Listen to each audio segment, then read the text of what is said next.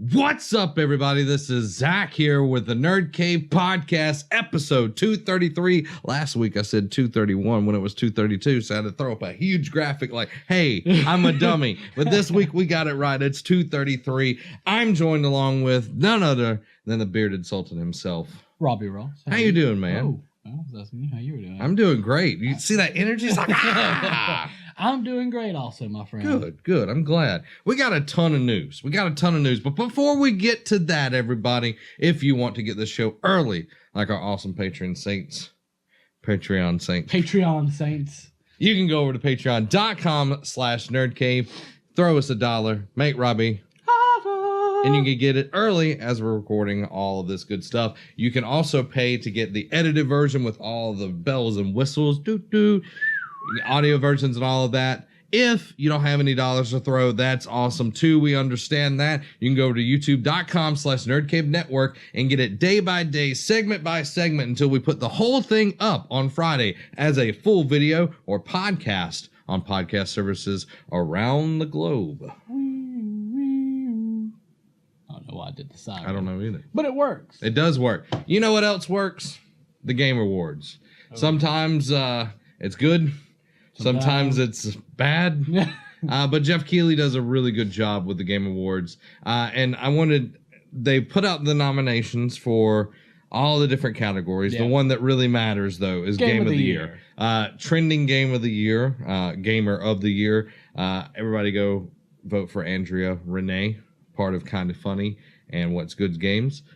Very, very good. She was pretty much the voice of GameStop forever. You walk in and the girl that was talking, that was Andrea Renee. So go vote for her. One day one of us will be nominated as trending gamer, you know. You never know. One of these days. But that's okay, because we got Game of the Year stuff to talk about. So for the categories of Game of the Year, we have The Legend of Zelda Breath of the Wild, Super Mario Odyssey, PlayerUnknown Battlegrounds, and Persona 5 and Horizon Zero Dawn. I can only talk about one of these. Well, two technically. So out of these 5, what would you vote for? Even though I haven't played the game, I know where it's going. Yeah, it has to go to Zelda. Zelda or Mario is going to be your two biggest pushers. It's interesting to have two Nintendo properties on there. Yeah. Oh, yeah. But I think the sneaky person that's going to come in is PUBG. PUBG is beloved by all the PC gamers and the console gamers. And soon, Xbox One is going to be getting PUBG. So we're going to be seeing a lot more people fall in love with PUBG. So I think that they can, kind of sneak in there and may even be able to steal the show, because that's a game that everybody loves. Fortnite is pretty much the redheaded stepchild of PUBG. A lot of people love Fortnite, though. I'm not a Fortnite fan. Like Luke, Luke messaged the group chat last night. He's like, "Hey, who wants to all play Fortnite tonight?" And like people were like, "Oh, I can't because I want to do this. I can't because I'm doing this." I'm like, "I can't because I hate the game." Have you played it? Yeah. Okay. I've played it. Okay. I'm just waiting for PUBG to come out on Xbox. I played a little bit of Fortnite. I tried to do a Let's Play of it.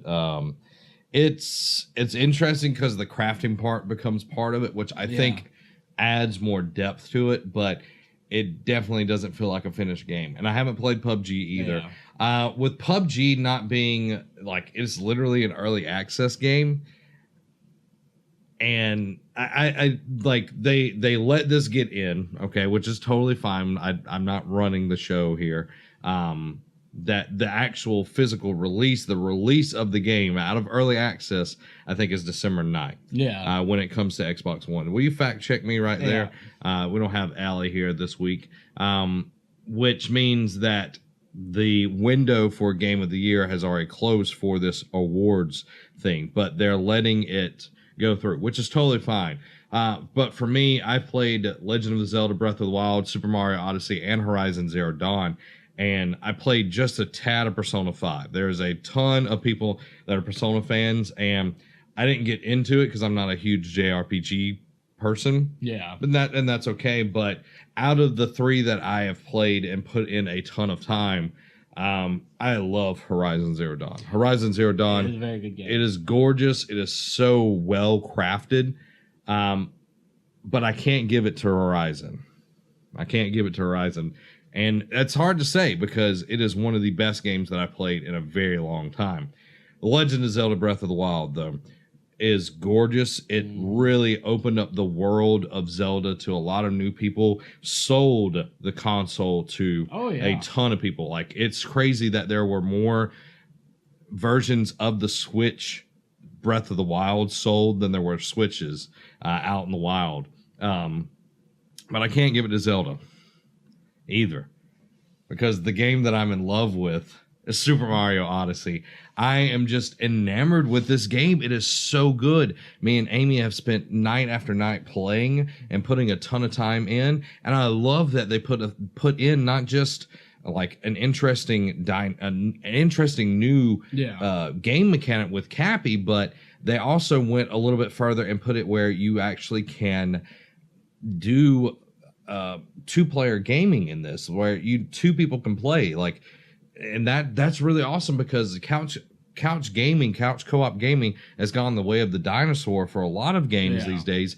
Halo took it out, and then like they decided to put it back in because there was like, oh, there's nobody that wants to do this, but now it is. If I'm wrong on that, let me know in the comments below. But Super Mario Odyssey, each kingdom is so well crafted. Each kingdom has its own like captures where you're capturing things, and they have different abilities, which makes it really, really cool. And each kingdom is just so well thought out of. There's it's the Sea Kingdom. It's like on this beach or whatever, and it's supposed to be like this French beach, and all the characters on there are like snails with little mustaches, and they're French and everything.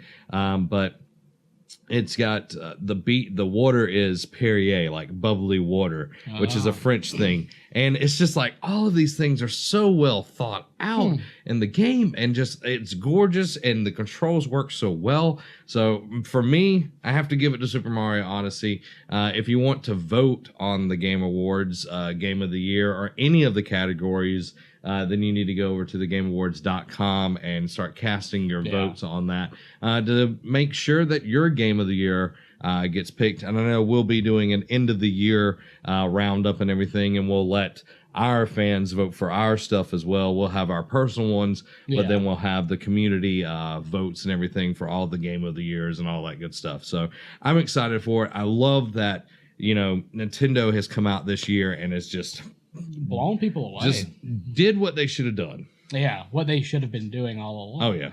But like you have like last year, if you would have told me that we would have 2 Nintendo games in running for Game of the Year, I would have been like, it's gonna be either Zelda or Mario. Yeah. But both of them are up there. Both of them are helping selling this console, like you said, and good job, Nintendo. Yeah, and Mario plus Rabbids Kingdom Battle is one that I still haven't played, and I really want to. ARMS is another good game. Yeah. Like, I'm not going to start selling y'all a Switch, but the Switch is doing phenomenal. So I'm very, very happy about that. Speaking of doing very well, I have to brag on the Xbox before we get to the next one. They've sold a ton of the Xbox One X. Yes. Oh my god. I want to say just in Europe alone, they've sold about what was the number? It was pretty large. I think it was like 80,000 or something like that, which is a large quantity in very short time, because it took the PlayStation 4 double the amount of time to sell that many when it first launched. So congratulations to Xbox. Their year end goal, like the year of being out and everything, was 400,000, and now it is 900,000. Yeah, from the way it's been selling and everything. So congratulations. A healthy competition always makes the competitors better, and it's best for the consumer. And that's what I've always said. Like, Xbox will be on top one year, Sony will be on the next year, and it just it feeds into each other. It makes the other one be better. Yeah. And if you didn't, it would be, they'd get lazy and they wouldn't put out the best stuff that they could. You'd be like EA. Very well. But I'm very, very happy that Nintendo has come out swinging. Xbox is on the rise. PlayStation 4 got a little lax, especially with the PlayStation 4 Pro and how they handled that launch and everything. Yeah. But seeing that people actually are like wanting this is just really, really good for the competitive side of this and to make the best for the gamers, which are all of us. So I'm very, very happy about that.